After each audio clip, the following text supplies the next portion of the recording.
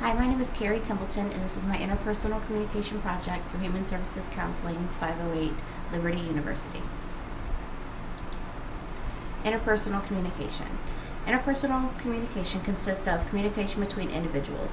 The communication consists of sharing ideas, thoughts, and feelings to another individual in which friendships and relationships are formed. On the other hand, interpersonal communication exists in already formed relationships such as marriages.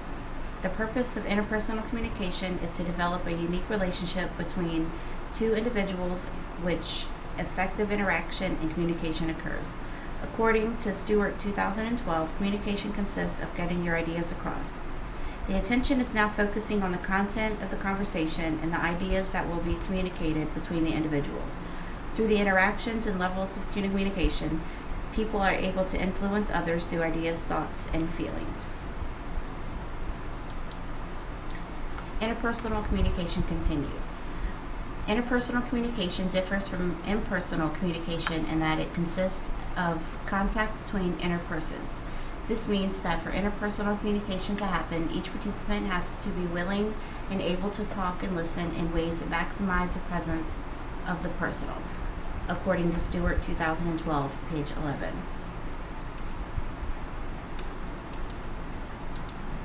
The basics. Effective interpersonal communication consists of being familiar with the foundations, being willing and able to listen and perceive information, recognizing the basics of communication, and being able to utilize resources when communication issues arise. Enlarging the conversation.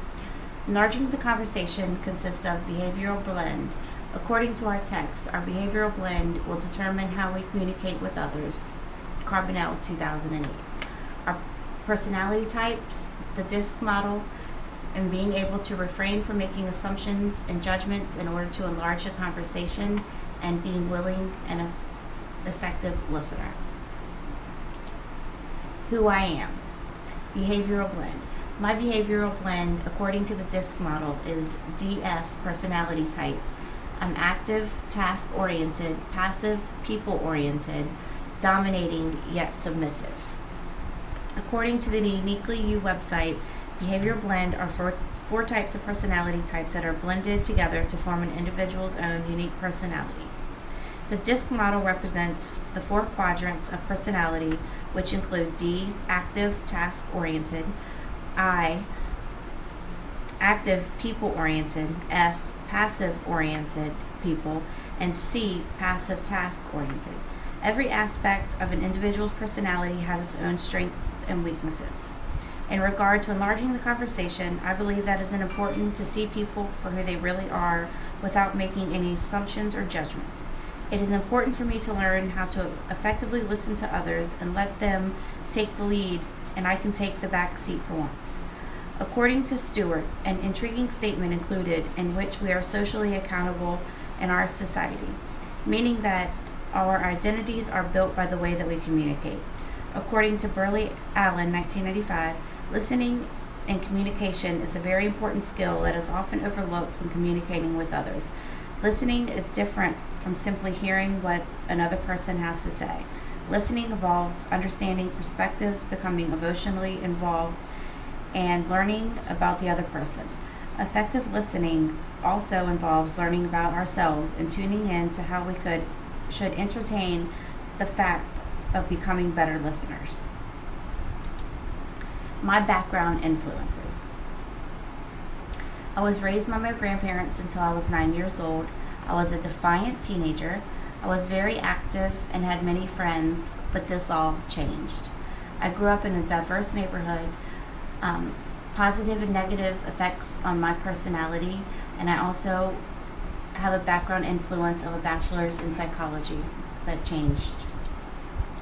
My overarching goal: to be less judgmental, less dominating, be a comfortable leader, become an effective listener.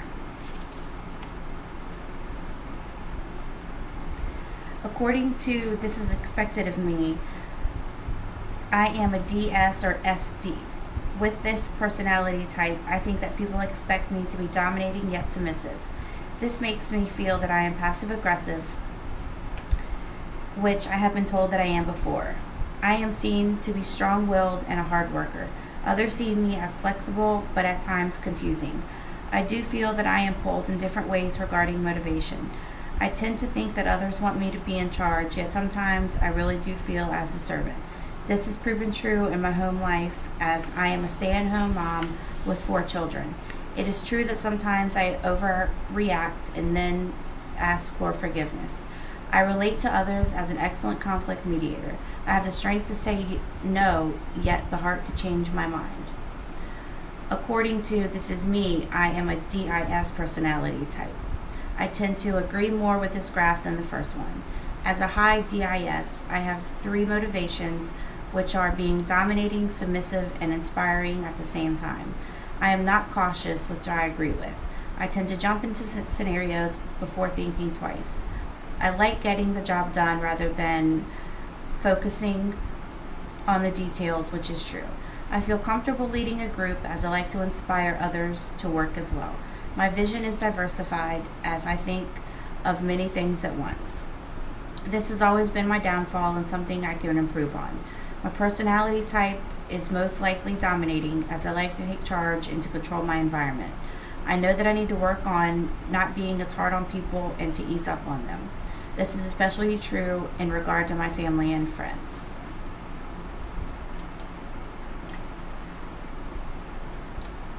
Overarching goal continued. The importance of the need to be heard as well as hearing others for yourself. Potential barriers.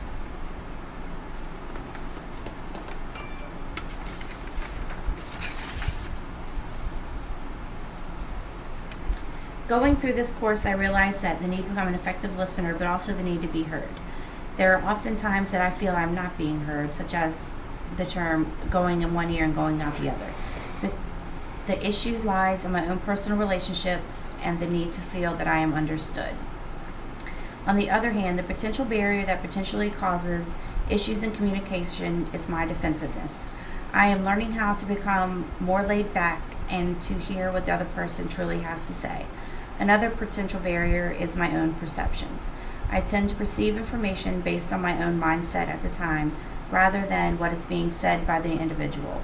In the case of filters, I may not hear what the person has to say because I'm filtering out what I tend to not want to hear. My physical and emotional state at the time of the conversation can play a role in how I communicate. How to deal with the barriers. Attempt to establish new communication approaches. Attempt to view the situation from another individual's perspective. Always be aware of feelings and emotions that may arise.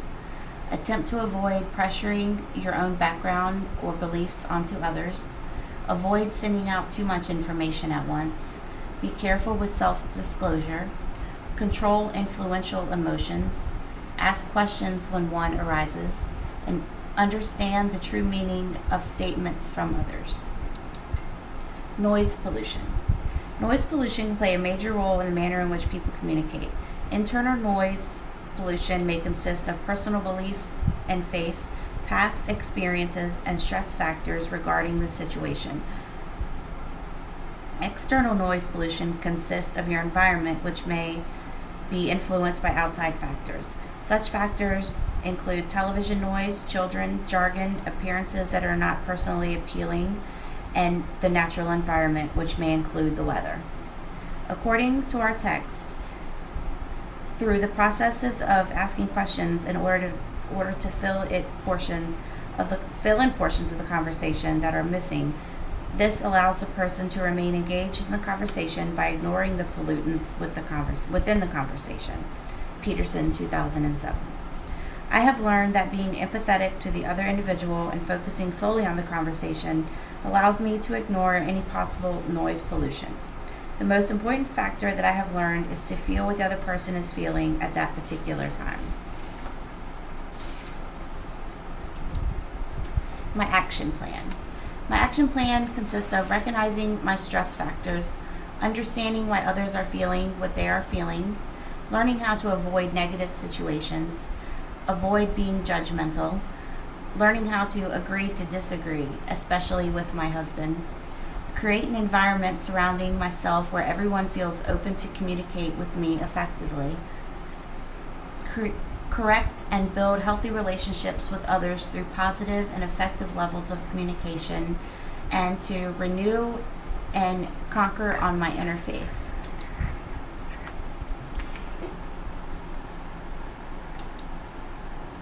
And these are continued with my references, and that is all.